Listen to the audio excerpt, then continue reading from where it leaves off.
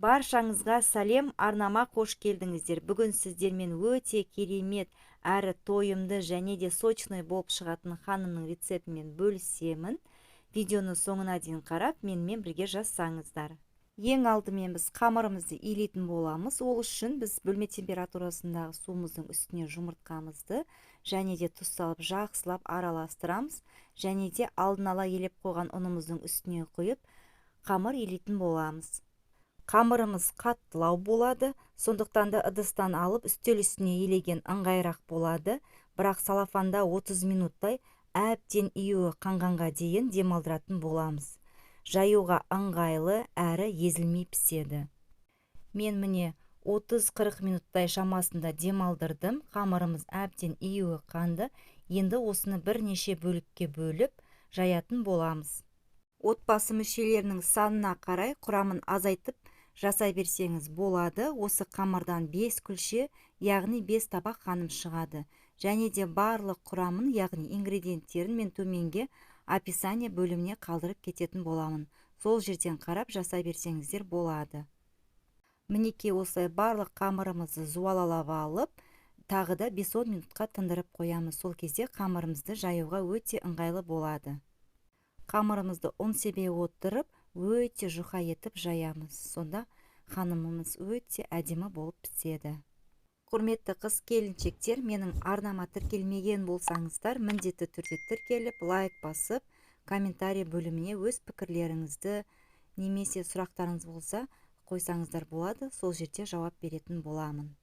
Қазақша контенттің дамуына өз үлестеріңізді қоса отырыңыздар. Алдағы уақытта мен сіздермен бұдан да керемет рецепттермен бөлісемін. Келесі кезекте ханымның салмасын дайындаймыз. Мен суы шығып кетпес үшін қамырды жайып болған соң дайындадым. Фарштың үстіне ұсақтап туралған пиязды және де қалауларыңыз бойынша картоп, дәміне қарай тұз, бұрыш қосамыз. Және де менде фарш майлы болмағандықтан сұйық май қостым. Енді барлығын жақсылап араластырамыз. Қамырды жұқа етіп жайдым. Келесі кезекте сармайды ерітіп, біркелкі етіп, қамырға жағып шығамыз. Содан кейін салмасын салып, ары қарай дәл видеодағыдай орайтын боламыз. Менің арнамда ыстық тағамнан бөлек түрлі тәттілердің, салаттардың рецепттерін таба аласыздар. Сондықтан да міндетті түрде тіркелуді ұмытпаңыздар. Және де осы кезде мантаваркаларыңызға су құйып отқа қоюды ұмытпаңыздар. Видеода көріп тұрғандарыңыздай ханымды орап, мантаварканың табағын майлап, ханымды орналастырамыз. Кейбір жерлерде ханым, кейбір жерлерде орама деп аталатын бұл тағамның бір жақсы жері, уақытыңызды үнемдейсіз, манты ұқсап уақытыңызды алмайды.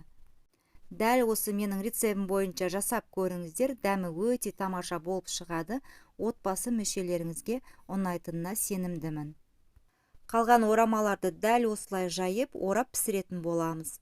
Қайнап тұрған судың үстінде шамамен 40-45 минуттай піседі.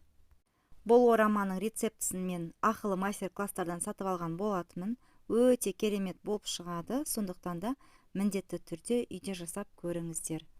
Енді мінекей осылай орап болғаннан кейін қайнап тұрған суда 40-45 минут шамасында пісіріп аламыз. Мінекей ханымдарымыз өте керемет болып шықты. Міндетті түрде жасап көріңіздер. Қамыры езілмейді және де дәмі өте керемет болып шығады. Сіздермен болған Айнұр, қош сау болыңыздар.